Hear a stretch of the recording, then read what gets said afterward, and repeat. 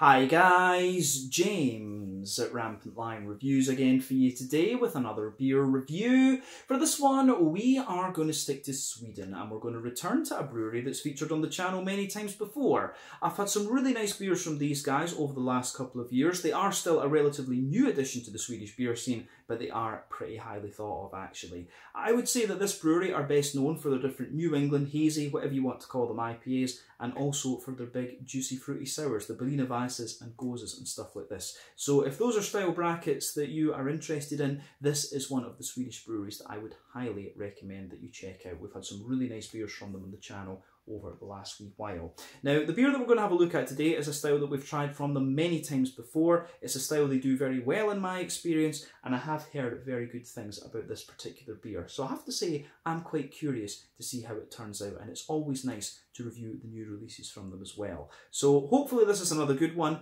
Hopefully it makes for an interesting review. And as always, I hope that you guys enjoy my take on this beer as well. So yeah, for this review then, we are going to head up towards Gothenburg once again. Göteborg, as you would say in Swedish, the Swedish craft beer capital up there on the west coast. Got to get that Gothenburg catchphrase in. We're reviewing the Gothenburg beers because it is just channel tradition these days. Although I should point out that this brewery originally comes from Strömstad, a little bit further north. But for this review then, we are going to return to the wonderful Fermenterarna, or the fermenters as the name would be in English. Now, this particular beer is called Lustesut. It comes in at 8% ABV, and this is another New England Hazy Imperial Double, whatever you want to call it, IPA. Now, I was a little bit confused by the name of this one, because it is Lustesut rather than Lose the Suit, so I'm not sure if that is intentional or if it is just a typo actually, but yeah, that kind of confused me a little bit when I saw the name. But regardless, I'm sure it will be a very nice beer, this one. That's just me being a grammar Nazi, of course. But yeah, an 8% New England Hazy Imperial Double IPA, a style we've had from these guys many times before. And this beer, incidentally, was released as part of the Lokal och Småskaligt assortment through Systembolaget here in Sweden for April of 2022. So yeah, let's crack on then and see how we go. So, as always with my reviews, I'll tell you a little bit about the brewery before we taste the beer. If you want to get straight to the tasting, just fast forward. All the usual links are in the video description below. That's the brewery website, the link to my other reviews that I've done from Fermenterarna before, and we will no doubt return to these guys at some point in the near future. But there's all the usual social media down there. If you want to see more reviews, do please consider subscribing to the channel. The whole channel, of course, has a geography-based tagging system, so you can go into the homepage and search for beer based on country, city, state, county, province, prefecture, whatever it is you happen to be interested in. Do check out the playlists of beers from different countries. There is one there for all the Swedish beers that I've reviewed for you. That's constantly being added to. And as always, please do get in touch and let me know some of the other beers and breweries that you guys would like to see me review. It's always great to hear from you guys that are watching the videos, and the support that you show the channel is hugely appreciated. So anyway, on to my brewery notes then to tell you a wee bit about Fermenterarna once again then. So Fermenterarna, as I've mentioned to you before, was founded by Niklas Aronsson and Anna Claesson, who founded the company together back in 2018. So the brewery was originally based in Strömstad, a very pretty fishing town to the north of Gothenburg in Västra Götaland, quite close to the Norwegian border. So apparently Niklas ordered a beer in a bar one day without really knowing what it was, and it turned out that this beer was the Tropic Thunder from Dyggesbrygge, one of the best known Gothenburg breweries, and that one was brewed in collaboration with Stillwater Artisanal in America, and in my opinion it is kind of the classic Swedish sour beer, if you like. So yeah, he really kind of was just, his mind was blown by this beer, and he really wanted to, you know, find out what exactly this thing was, and that really got him onto the idea of homebrewing and stuff like this. Anna, on the other hand, has had a long interest in things that ferment, and she also runs the restaurant Kostas Trädgårdar, and she's fermented many things like sauerkraut, sourdough bread, all of these kind of things. So yeah, a long history of things, a long history with things that ferment, I should say. But the brewery started out with a small 200-litre brew kit and tanks in late 2018, and they actually took a break to expand the company after their beers had been well received at various different festivals. So the facility that they have the original facility that they had boasted two 500 litre brew kits and a total tank capacity of 17,000 litres, and they had been aiming to brew 50,000 litres over the course of 2019, but apparently they had the equipment to brew up to 250,000 litres of beer per year in this original brewery. But a little bit later on, in August of 2021, they moved to a new brewery in Hisingen in Gothenburg, taking their equipment with them, and they also received a new 3,000 litre brew kit later in the year that is, I think it's already been installed, and they are starting to brew on that now actually, but they do plan to open up a tap room and a restaurant at this facility as well, from what I understand, and I don't know if there is actually a timeline in place for that quite yet, but I will have a look at that for the next Fermenterarna video and put that in the notes if there is an update on that. But yeah, exciting things happening at Fermenterarna, and to be honest with you, I think it's about time that these guys had upscaled a little bit, because their beers are pretty damn awesome, I have to say. But as of April 2022, when I'm filming this review for you, these guys have produced 130 different kinds of beer according to Untappd, and like I mentioned to you earlier, I would say that this brewery are best known for their New England hazy IPAs, and also for their big kind of fruity, juicy, sour type things, the Berliner Weisses, Goses, and things like this. Although I'm not sure if you can particularly fit their sours into those categories directly, but they are, you know, pretty similar to those. So yeah, if you're interested in New England IPAs and fruity sours, then this is one of the breweries that you really want to check out. But yeah, that is everything that I can tell you about Fermenterarna for the moment. If you want to learn more about these guys, you can check out the brewery website, you can follow them on Facebook and Instagram to keep up to date with all the latest goings on, and you can of course check out the Rate Beer, Untappd and Beer Advocate pages to learn a little bit more about all the different beers that these guys have done. So yeah, let's crack on then and see what we have from this beer. So before we open it up, I'll just let you have a little look at the artwork on this one before you open it up. There you can see the tiger with the suit on there. I do love the artwork you get on these Fermenterarna beers. You can see on the bottom of the can there is the Fermenterarna symbol. Just going to put my face behind that because this camera automatically focuses on faces. But there you can see Loose the Suit, 8% New England Hazy, Imperial Double, whatever you want to call it, IPA, and I did take a note of the hops that are in this one. So this one contains Nelson Sauvin, Idaho 7 and Victoria's Secret, so we've got a little bit of New Zealand, America and Australia in here. So Nelson Sauvin, 16% alpha acid, New Zealand hop, gives you that big white, green, grapey sort of character.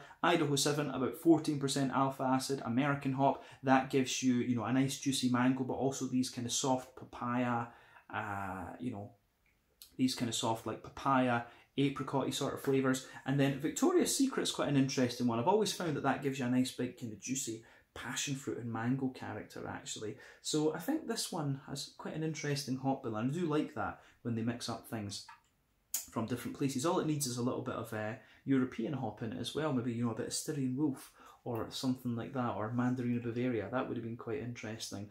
But yeah, nicely done anyway, but you can see plain gold top on the can there, which is pretty cool. So yeah, I don't think we need to say anything more about this beer before we open it up. So yeah, the Loose the Suit, 8% New England Hazy Imperial Double IPA. The only other thing I can think of is that I paid about 55 Swedish kronor for this. So that is roughly €5.50, £5 sterling, about $6.50, maybe $7 American, something like that. But let's crack it open and see how we get on. The Loose the Suit, 8% New England Hazy Imperial Double, whatever you want to call it, IPA from Fermenterarna, originally from Strömstad, but now doing their thing in Gothenburg. So let's get this guy out into the glass and see how we go. Yeah, quite a light coloured one this actually, which is pretty cool.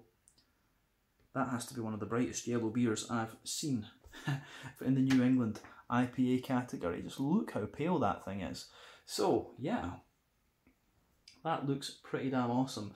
So yeah, anyway, let's have a look at this before the head disappears. So as you can see, this beer has poured. We've got about 90% of it in the glass, of course. It's poured with a one finger frothy, I would say perfect white head. You can see the little small bubbles there. If we bring it up to the camera, it looks very, very nice. So yeah, not too much in the way of visible carbonation in this one, just one or two big bubbles toward the bottom and a few little ones going up toward the bottom of that head there. But colour wise, this is a lovely, very bright, pale yellow colour. I don't think I've seen a beer that's quite as bright and yellow as this in quite some time actually, so that is really interesting. This one incidentally does contain wheat and oats, so remember the colour of your beer depends mainly on the type of malts that you use. That goes a long way to determining your EBC rating. The length of your wort boil can also affect it as well, because the longer you boil the wort, the more the sugar is caramelised, thus you get a darker colour of beer. The standard length of wort boil for a New England IPA like this is about 90 minutes. But any barrel aging that you do and any adjuncts that you put in can affect the colour of your beer as well. But normally with New England IPAs you don't have to care so much about that. But for me, this is a very, very bright yellow colour. This one, I've not seen a New England IPA quite as bright and yellow as this in quite some time, so I'm hoping that colour comes out nicely on the camera. It's a bit hard to tell because I'm filming in the evening now, so I'm using the lights and things, but usually it comes up pretty nicely. But anyway, in terms of the level of haze in this beer, it's certainly not the soupiest and gloopiest New England that I've come across, but remember the level of haze depends on the oat content, wheat content, and the yeast as well. There's not really a rule in terms of ABV. You know, the more ABV that you have, you know, the more malt content, thus the more hazy the beer is. It varies from brewery to brewery, recipe to recipe, and so on. But yeah, seems pretty nice, this one. So other than that, I don't think there's anything to say about the appearance. Let's have a closer look at the aroma and just see how we get on with this one then. Oh yeah, that's pretty nice. That is pretty nice smelling. So I'm going to say straight away with this one, first impression of it is that it's quite a kind of barley malt leaning New England IPA. It's got a lovely smooth malty backbone to it. It's got quite a bright green component to it as well, a mix of floral and grassy characters, but you've also got quite a nice smooth fruity character to this one. But you can smell some of the oily notes from the Nelson Sauvin in it as well, but it does smell very nice. So the one thing I will say about this as well is, though, you can smell that it's not quite at its freshest. That is kind of my fault because I was away on holiday at the beginning of the month. So yeah, I wasn't able to order these beers quite as fresh as I normally would. So you can smell a little bit of that kind of slightly drier oaty character out of this one. Remember, as I always say, the oats for me in New England IPAs are a very good indicator of how fresh your beer is. The drier that they smell and the more powdery that they smell, that's the older your New England IPA is going to be. But the more creamy they smell, the fresher the beer tends to be.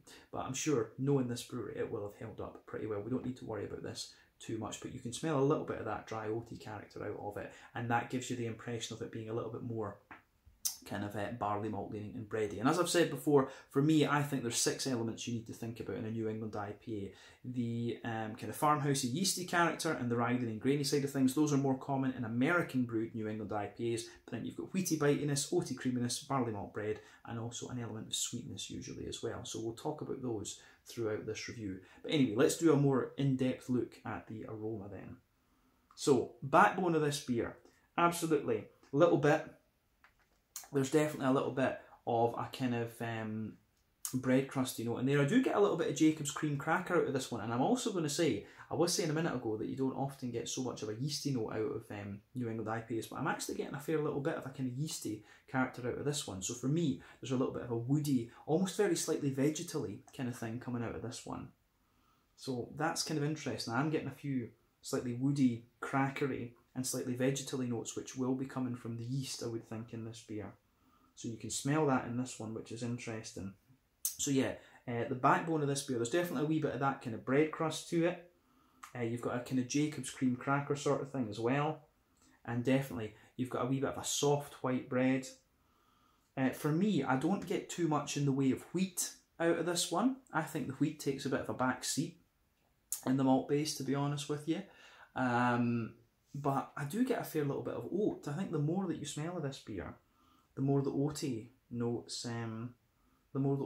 really come out of it. So yeah, I do get a nice kind of smooth oaty note, but as I said earlier, you get a little bit of that kind of dry, powdery sort of note out of it. At the same time, I'm getting little elements of kind of McVitie's digestive biscuity character out of it, but I would hasten to add, to that it's a very light biscuity note. So it's almost, I do think there's a bit of golden promise in this. There's just something familiar about the aroma of this particular beer.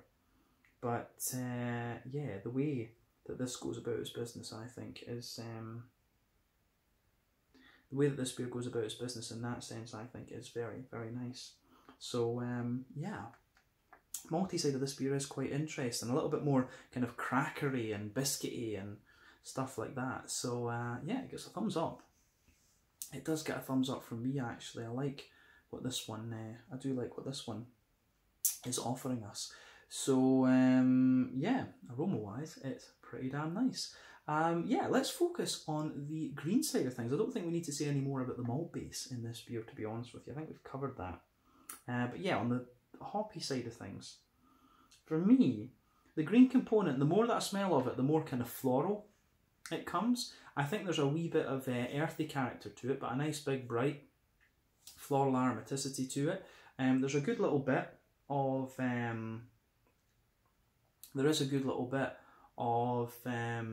grassiness in there, and it's quite a zesty grassiness, I would hasten to add as well. But yeah, the green component for me takes a bit of a back seat in this beer, and I'm not sure if that's just because of how you know, how fresh the beer is in a sense. But you know, obviously I'm drinking this one a wee bit later, as I said. But yeah, I get a deep floral aromaticity to it and a little bit of a kind of zesty grassiness. But remember, New England IPAs rely on late addition hopping and dry hopping. West Coast IPAs also have early addition hopping. Early addition hopping gives you all the bitterness. Late addition hopping gives you a little bit of bitterness and a lot of flavour and aroma. And dry hopping gives you, you know, completely flavour and aroma. But yeah, interesting this one for sure. So yeah, I think that covers the green component anyway. But on the fruity side of things, you can definitely smell that Nelson Sauvin backbone, that kind of oily white green grapey, almost slightly gooseberry note. Absolutely getting a lot of that. And yeah, you get some nice tropical notes. I get a lot of mango out of this, and the mango is pretty damn juicy, I have to say. So that's going to come both from the Idaho 7 and the Victoria's Secret. That's why the mango is so pungent.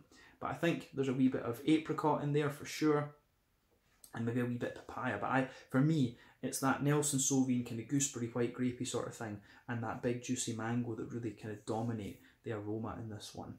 But yeah, it's a nice smelling beer, that's for sure. That is for sure. But yeah, surprised that I was getting a wee bit of that kind of farmhousey, yeasty note out of it as well. But as I always say, take a bit of time to enjoy the aroma of these beers before you get stuck into them. But I think it is about time that we had a taste of this one to see how we go. So yeah, this one is the Loose the Soot, an 8% New England Hazy Imperial Double, whatever you want to call it, IPA from Fermenterarna in Gothenburg, formerly in Strömstad, of course, up on the west coast in Sweden. Let's get stuck into this one then. Slange, skål, cheers.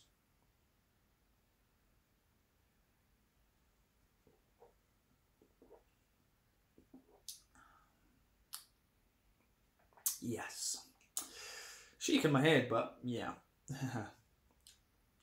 This is another really solid one from Fermenterarna.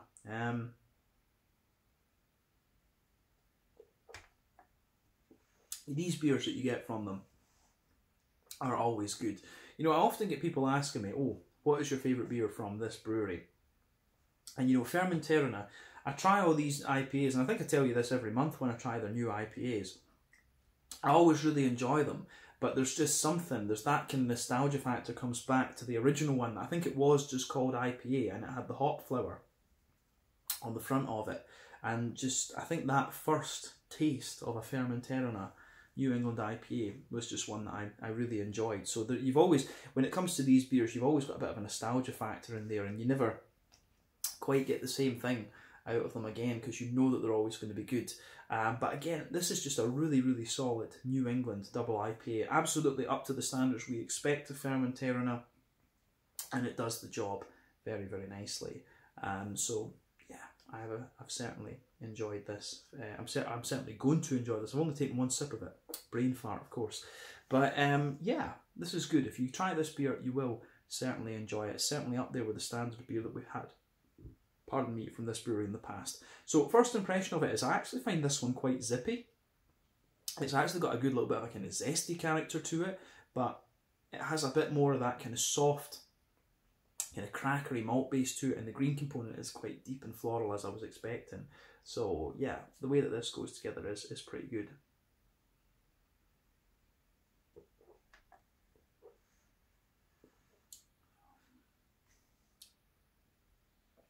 Yeah, aroma-wise, flavour-wise, this is pretty nice. You will enjoy this one for sure. But let's break this down for you and describe it a wee bit more kind of in depth, if you like. That's a first impression of the flavour profile of this one for you.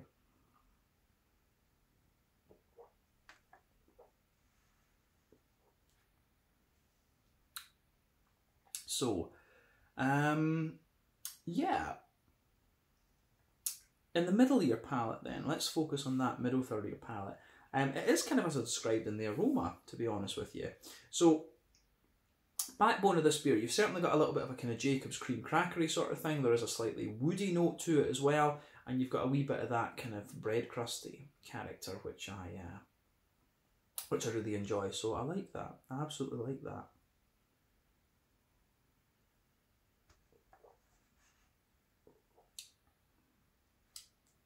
So yeah, this one for me, the thing I always like about Fermenterarna, they've always got quite an interesting mouthfeel, but we'll come back to that later on. But yeah, that middle third of your palate, the backbone of the beer, you've got that Jacob's cream crackery sort of thing.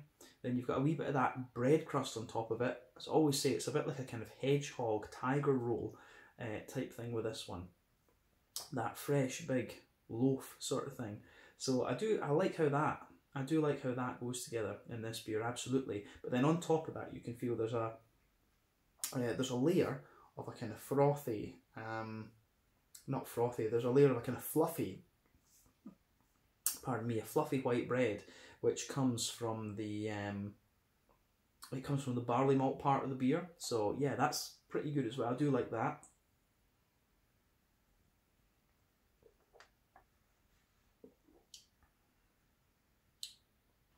So, yeah,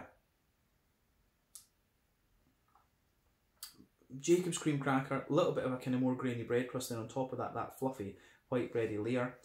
You do get a bit of wheatiness out of this beer, and it's interesting because I'm finding that in the middle third of the palate, the wheat doesn't thicken out the bready character of the beer all that much. You can feel it doing it a little bit, but this beer actually has a little bit more of a kind of wheaty, bitey character to it, which I find really interesting. But sitting on top, the wheaty layer that you get in the middle third of your palate is a little bit lighter and a bit more kind of, it is just a little bit more sort of bitey, if that makes sense. It's interesting. But then on top of that wheaty layer, you get the kind of oatiness there. And for me, you've got a wee bit of oaty creaminess down the middle line of your tongue, but as you move out towards the edges of the palate, it's a little bit more kind of dry and powdery, of course, as well.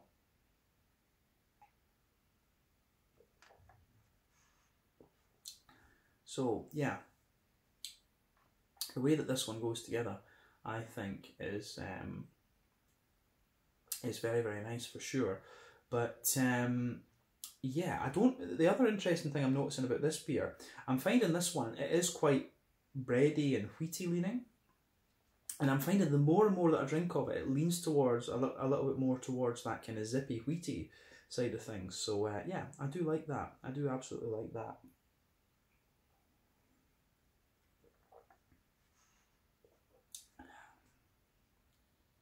So yeah, there's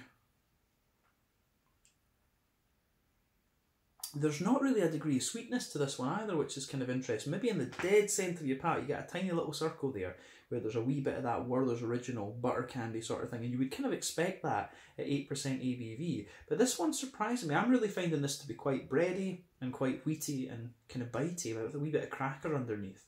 Really an interesting New England IPA. It feels like a while since I've reviewed a New England IPA from Fermenterarna, but I think it was only back in like January or February or something like that, but still it feels like quite a long time actually. But yeah, regardless, this one I think is pretty nice, and it does feel a wee bit different from what I've had from Fermenterarna in the past, but not going to complain. Really nice beer actually. Very, very nice beer. Yeah, actually, I think I reviewed one last month. I think the Skeleton Party, if I remember right, was a New England double IPA. So I think I'm telling you lies. But this is pretty nice. But I feel this is a bit kind of wheatier and zippier and things like that, which is cool. And Fermenterarna are good at that. They'll show you the different nuances you can get within the style. But I think that covers everything we need to see about the middle third of the palate. Let's focus on the back third of your palate then. So at the border region between middle third and back third of your palate, you get a little bit of that bready build up in there again, a wee bit of a kind of bread crusty character as well. But the base, yeah, the base of that back third of your palate, again, you've got that, you do get a bit of that kind of crackery sort of thing, which I like, a wee bit of cracker, a wee bit of bread crust. You can feel that slightly more grainy, because remember, more bitter flavours come out further back, come out further back on the palate, but then on top of that, you get a more fluffy white bready character, and then on top of the kind of slightly taller bready note there, you get that wheaty, kind of bitey sort of thing. So yeah, I do like how that goes together actually. You know, you really get that nice little bit of wheaty bitey note, and it does remind me, this beer really reminds me of some of the kind of Trillium ones that I've had from over in the US. They were always the brewery that I thought were kind of wheaty and bitey actually. So this is pretty damn solid, I have to say.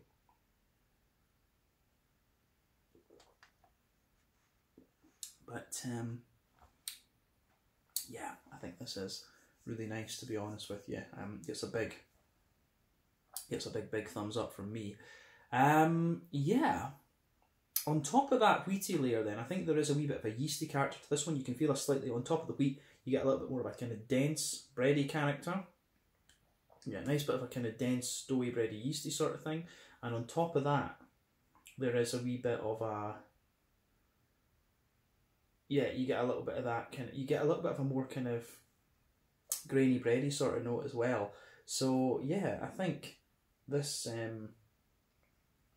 I think the way that this goes together is really, really nice actually. Yeah, the malty, yeasty side of this beer, I think it is really good. And as I say, it's a more wheaty leaning beer. It's got a little bit of that kind of crackery sort of thing. Gives me everything I would want. So yeah, back third of your palate, you can feel the flavour is slightly taller, but as you come further forward into the middle third of your palate, the flavours just densify a wee bit and squash together a wee bit more. So I really like that. On the hoppy side of things then, I think we should move to that. So back corners of the palate, you do get a nice little bit of earthiness in there.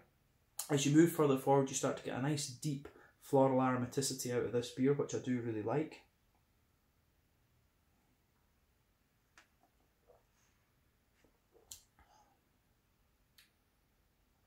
So yeah, nice deep floral aromaticity to this one. But actually at the same time, it gives you a little bit of wetness too. It's nice. I really like the floral aromaticity you get out of the hops in this one. So yeah, it has a bit of depth to it as well, but it's got a nice kind of slightly oily, wet character to it, which is good. But around the front curve of the palate, a little bit lighter and grassy, and it's got a wee bit of zestiness to it as well, but at the same time it has a wee bit of an oily character. So yeah, the way that goes about its business, I think, is also very nice.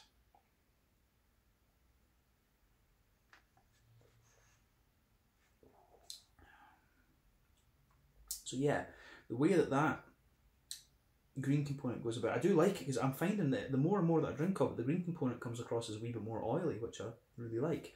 But let's focus on the front third of your palate. So the border region between front third and middle third of your palate is kind of interesting. You get a little bit of a bready build up there, but I think the base of that front third of your palate is distinctly more oaty, and the oaty character comes out as being a little bit more smooth and things. But then on top of that, you've got that nice oily bubble where the juicy fruity esters roll their way out of the beer. And for me, this is interesting because you can feel the backbone of the fruity side of the beer is absolutely the Nelson Sauvin. You can feel from the back of that front third of your palate all the way to the front of your tongue, you get that kind of white, green, grapey, oily, gooseberry-like flavour, and that is the Nelson Sauvin.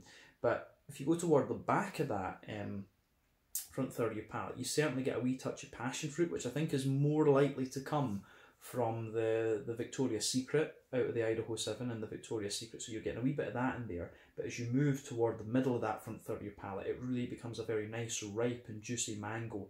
And I think as you push into the front, just toward the kind of front tip of your palate, you start to get some softer, you know, apricot-y notes and stuff like this. So for me, it's a really it is a really quite nice beer, this one, in terms of its fruitiness. I think the more that you drink of it, the more kind of oily it gets, and you know that I'm a bit of a sucker for an oily mouthfeel. So it gets a thumbs up from me, absolutely. Yeah, I think we can leave it at that for the flavour. So let's round off this review with a wee look at the mouthfeel.